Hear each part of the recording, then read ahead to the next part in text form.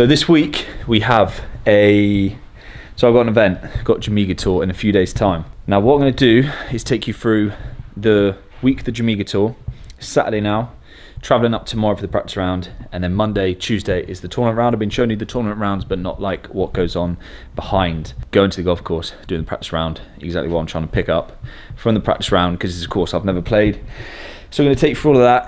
I'm actually starting this early, it's Saturday. The reason I'm here, I'm at Dainton Park, is just because I want to get my yardages with my wedges dialed in. I don't know exactly how far I'm hitting them. And what I'm going to do is try and work out some like clock face style stuff with different wedges, with all the wedges I have, 60, 55 and 50, and a wedge, just so I can nail down the yardages so I know exactly how far I'm hitting them, because I feel like it's going to have a massive positive impact on my wedge play. It was my first tournament back last week, and wedge play was probably one of the weaker points. Wedge play and generally stuff around the greens, and pace control from distance. So I can't really do much pace control now because the greens around here are not going to be as quick. So I'm going to do lots of pace control in the practice round and prior to that on the putting green. But for now, let's get the wedges dialed in, and also do some stuff with the driver as well. Right, let's just go through them. So 3 different shots of each wedge. So the first one is one where I'm swinging it as hard as I want to swing it with a wedge. Like I never want to go like full out. So the difference between full and shoulder is smaller than shoulder and hip. So as full as I would want to hit 60 is 102. Then a shouldery feeling 60 is 94. And then sort of like a hip feeling 60 is 79. It's not hip. I'm going further than the hip, but that's the feel, so I know exactly what the feel is to generate that number. Then we've got 55, 117, 110, 95, 150, 129, 121, and 109. So the good thing about having like 3 different numbers for different wedges, you can see like some of them overlap. So when you're playing in windy conditions, sometimes if you've got like a 110 yard shot, and you just want to flight one in low without too much spin that's going to get up in the air, then I know that a hip 50 is 109, so just have to hit it slightly harder than that to offset the wind, rather than obviously trying to like cram in like a 60 or a 55 degree, get too much spin and then losing control in the wind. So I feel like it's going to be helpful. We'll see how it goes this week.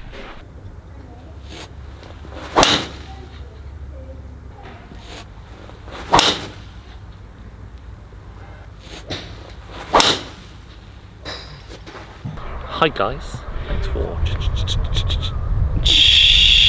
checking out. We've got 2 clubs. Good morning guys and girls. It's hope Rich Woods. James, I've got 2 clubs for you to hit. Yeah. I've got a Cleveland wedge. Yeah. On it says it's 60 degrees. Right. I think it's closer to 90 degrees. Okay. I want you to see how far you can hit it. And then this lovely Orca RS10 What have you bent it to? iron. This is approximately 2 degrees. Really? Yes. Oh dear. And I'd like to see how far you can hit Let's try that. the long iron first. You gonna hit it off a tee? Yeah. Well, that was rubbish. I tried to zoom as you were down swinging. Oh, you've got no chance of that.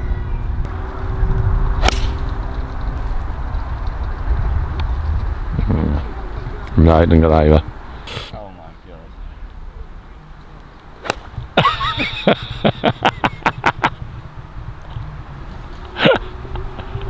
Quite nice. Got a hold of that one. You can hit that flat out into that par 3.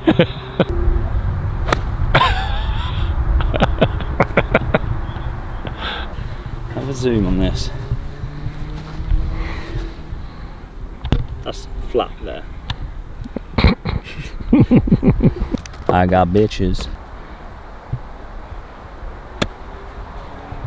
That was easy, wasn't it? I didn't need to go backwards for it.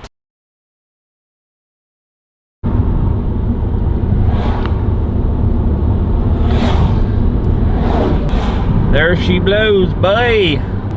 Bastard. Marvellous. Right, you slags.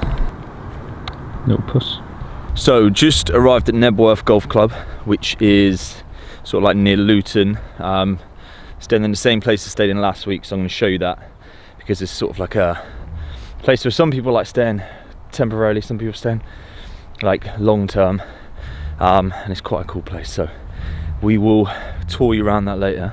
But just out here on hole 3, and from what I've seen so far, golf course looks good.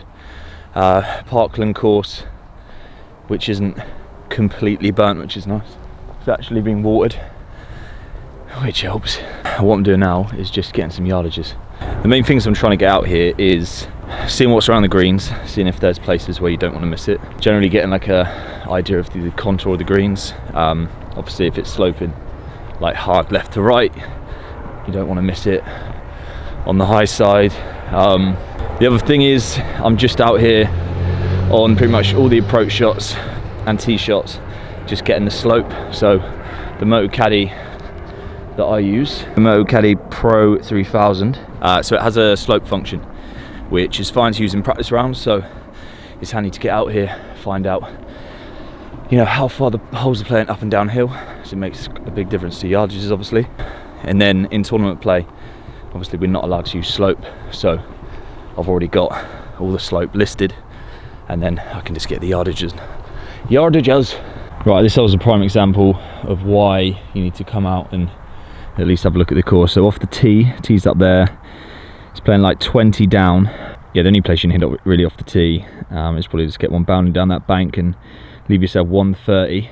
It's 10 up to here, and then this green is pretty funky. Tomorrow's flag's going to be here above the hole. It's not like too bad for like 2 or 3 yards, but when it gets further back, and if you happen to miss it out here, I'm going to show you how quick this is.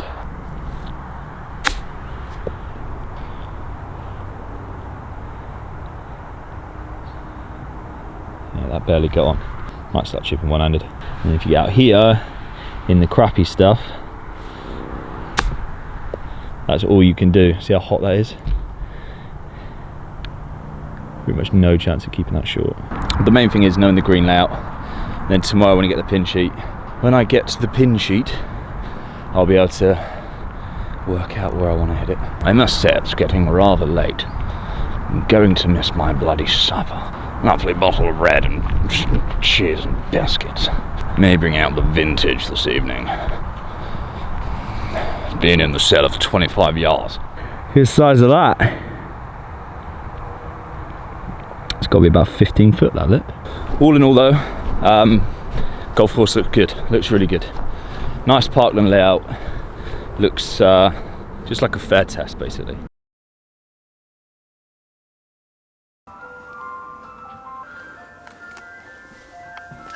It's match of the day! That's weird. Yeah.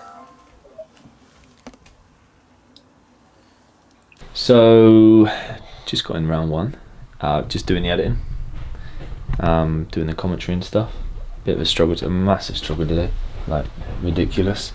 Like I said, with my short game and stuff and the long game, like, but we did a lot of stuff after the round, and I think it's going to help massively. So I'm going to talk about that in a bit more detail after the tournament, because I'm probably going to talk about that tomorrow afternoon. So we got obviously got round 2 tomorrow. But I just want to show you the setup that we have in the room. So I'll get to you in a minute. So we've got a twin room. This is the same place we were in last week. You're getting in it, mate. I know, my legs look chunky. The people said about the cameraman being drunk. Here he is. He's got a beer in his hand. You don't want to see what's around here. This is Ben. Hello. Do you prefer Benjamin or Ben? Ben. Benjamin's what I introduce myself to people if I meet them for the first time. So to like your missus's parents, you would say Benjamin. Yeah. You seem like a good boy then. To them now, Ben. If you got something nice to say, be nice. Yeah. Just be nice. Cause yeah. This service is free. Exactly. Very free. So we're going out of our way to give you this. So exactly. Be nice. Don't be a bell end. Yeah, just because your life's shit. I won't put that in. Gonna cook some pesto chicken and mushroom dish for us both in a bit. Ben's got an idea for some footage tomorrow, so What is it? So you leave your phone on the side. You wake up, but Yeah. then once you've woken up, you set the camera up. Yeah. And set a phone timer for like a minute's time. Yeah. Like an alarm to get up, and you pretend that you've just woken up, and your camera captures it going. And then they think that you've just woken up and you've been like, you set the camera up there with like 8 hours of footage. Yeah. And you just cut that bit out. And you go morning y'all. Right. This is my Gordon Ramsay tribute. Do you know Gordon Ramsay? The chef. English chef. This is Lisa. Hi. Who sorts us out at this place, at your lovely residence. It's quite a cool place. What have you made there tonight? I made some rice and pasta and some spicy chicken in the oven. Oh, look at that. That's some proper stuff there. It's going to be better than mine. We don't know yet. I haven't tried yours. Oh, it's right next to the airport, about 8 minutes drive, and in Stopsley you can find Stopsley Homestay on Google Map. This is the place to stay. What you can do, you can cook your food, watch TV. You can sit in the garden. You can sit in the garden, a huge communal garden, a pool table. And the room I had last time was a super king. Very big. You are a self-proclaimed Gordon Ramsay. Yeah, I am, yeah. Well, actually, people have proclaimed me to be the next Gordon Ramsay. Okay. Yeah. I'm quite modest, actually. This is like everything they tell you not to do in school. Cool. Have you been to Food tech. catering college? Oh yeah. I've got my own one. Oh yeah. It's not the largest wok. There isn't much room for these. Look at that. That is beautiful. And the burning hot as Oh. Camera, look at the camera. Oh, look at the camera. That's the point of that. Oh no sir. Oh my god, it's hot. You gotta try something. Yeah, I'll trust him, no problem. My mouth is currently on fire. Oh. You gotta let it has to like sizzle in your mouth a bit. Whew. Here's go for the drink. Poker face. What's sound that? It doesn't Yeah. look like No spicy. problem at all. What did you say?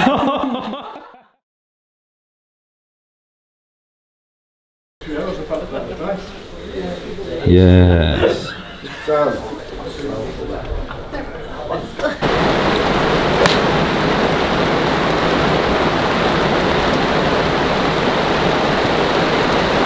You're in the vlog. Well, this is shit. Event's been called off. Course is flooded. Just a one-round tournament, which is a massive shame. But as it's only like 11 o'clock, we've got a competition in 2 days in Surrey on the clutch. Just going to do some practice. Ripped. So we're at Gatwick Airport Travel Lodge, and just to finish this vlog, I just want to go through the things that I've changed after the round. Just made a few changes to my setup, posture, and just trying to get some connection back, because completely out of sync, and it like transferred to the short game as well. So the short game was just like a smaller version of my long swing, so I'll try and explain. And I'll show these swings as well whilst I'm showing you. So basically my posture just got like way out, like standing way too far away. My ball position had gone way too far forward, which means I had a hard time squaring my shoulders. Further forward your ball is, obviously the more your shoulders are going to be brought round to the left. That's obviously going to encourage the path going out to in. So what I was doing before was getting way too far away, weights like really far back in the heels, and just having like a massive gap between like my hands and my body. And then from there, the first move is out here, and straight away it's disconnected. Club is getting pretty high. Then, because there's no connection, my hips just like fire really, really early. And they're almost like, if with drive and my right foot's like off of the floor, that drags the club over this way, and then it's like this. So like the club's moving left. Or the other one is the hips go so fast that I just get stuck. So that leads to like a two-way miss, and it's really bad and not synced up at all. So the swings I'm making here, what I'm trying to do is get my posture in a better place. So get slightly more over it, nice and balanced. Hands nice and tucked and close. So the arms are like nice and tight to the body. And from there I'm using a towel or that band that I'm using there just to get some connection. And from there I'm trying to keep it nice and tight throughout, because when you get synced up here, in here, it's very hard for your lower body to outrace the upper body because everything's sort of like turning together. That's the feel that I'm trying to get. That's transferred to the short game as well, just trying to get some more connection. So those shots I was hitting around the greens yesterday, those so-called yips, that's more from ball position, being in the wrong place. Starting in the wrong place, getting way disconnected. And when I get disconnected, I like lose height and get right. And from there, that weird like movement at the ball is more like a subconscious movement to try and get the club on the ball. Otherwise, I'm going to bottom out before it and just hit shots fat. So basically spent some time, done some work, just really focusing on keeping this connected, and I'm hitting it like way better. So that's the end of the vlog. Next video, I'm going to go over the short game stuff in a lot more detail, and just do one video on that. I'm actually playing a clutch tour event this week at Tandridge in Surrey. So next vlog is going to be the whole process of that practice round, and then hopefully a few bits from the round and then a summary. So hopefully we can do better, score a bit better. Thanks for watching this vlog.